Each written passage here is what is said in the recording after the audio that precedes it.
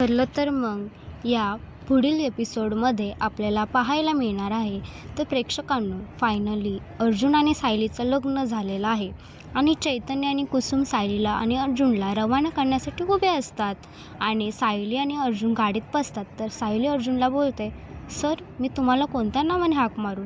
तर अर्जुन बोलतो, मला तुम्ही सर म्हणून बोलायचं नाही.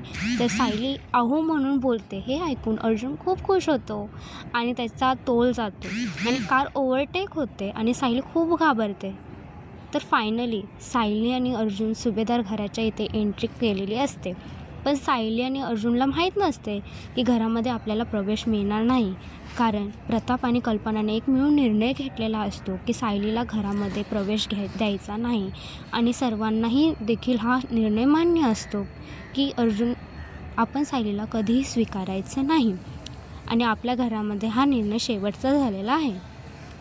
तर सर्व मिळून सायलीला आणि अर्जुनला बोलतात, तुम्ही दोघे चालते हो या घरातून, असे प्रताप बोलतो आणि आता सायलीला आणि अर्जुनला थांबवायचा प्रयत्न करत असते आणि पण अर्जुनला घेऊन बाहेर पडत असतो आणि प्रताप एक बॅग घेऊन ठेवून जातो आणि बोलतो, आम्ही सायलीला कधी स्वीकारू शकत नाही. त्यामुळे अर्जुन खूप मनातून तुटलेला असतो आणि घराच्या बाहेर पडायचा प्रयत्नांमध्ये असतो. तर अर्जुन पुढे काय करणार आहे पुढील येणाऱ्या भागात पाहायला भेटणार आहे आणि अशाच व्हिडिओसाठी माझ्या चॅनलला सबस्क्राईब करा आणि बेल आयकॉनला क्लिक करा. Thank you guys.